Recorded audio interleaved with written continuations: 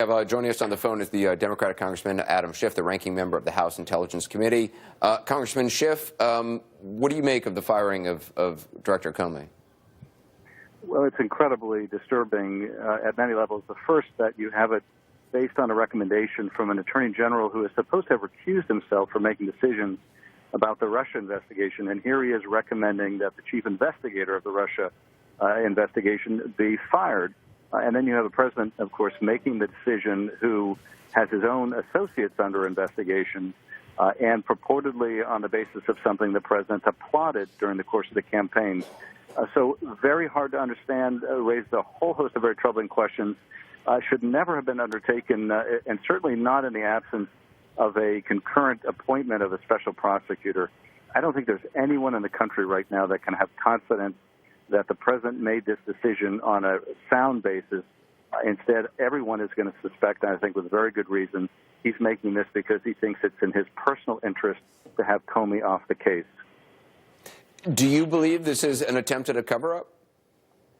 I don't know if I would call it a cover-up, but it's a brazen interference with the criminal investigation. After all, the president calls this whole investigation a fake, and here he had a FBI director who, for all of his other flaws, and I agree with a lot of criticisms about how he handled the Clinton email investigation, nonetheless was seriously looking into whether Trump is colluded with the Russians.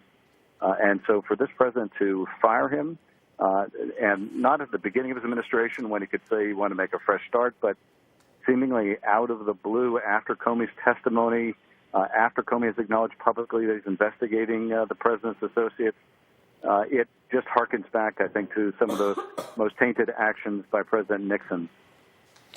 Jeff Toobin has raised the point that even if a special prosecutor is named, that they are still going to be relying on the FBI, and it's going to be an FBI that is now directed by somebody appointed by President Trump. Does that raise concerns for you? Well, it's certainly not a perfect remedy, but I think the public would have a lot more confidence if there was a truly independent prosecutor brought in to oversee the FBI investigation. And the prosecutor has the ability there to tell the Bureau to chase after this lead, to investigate that, to report back on these witnesses. They can really have an active hand in the conduct of the investigation. That is really what is called for here. And I would like to see some process by which an independent body helps select that prosecutor. This can't be a situation where the president picks a crony to run the Bureau and another crony as an independent counsel. Right now, where are all the FBI files, all the everything that's being investigated? Who has control of that now? Well, the agents at the FBI that have been working this, that are part of the counterintelligence squad, or that are detailed to focus on the Russia investigation, they're going to continue doing this work regardless of who the director is.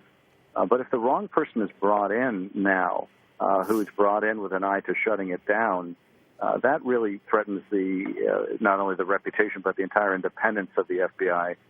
So this was a first really tainted and bad decision, but it could be followed by an equally tainted and even worse decision if the president is someone that is merely there to do his bidding on the investigation. So who now has the power to appoint a special prosecutor? Well, I think this is something that the Deputy Attorney General can facilitate, can analyze what's the best way to approach the situation, how do we avoid any appearance of impropriety.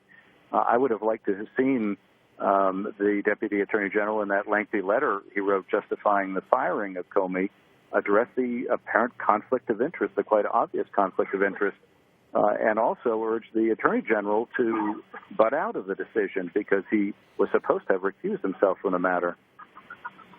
Congressman Schiff, I appreciate your time.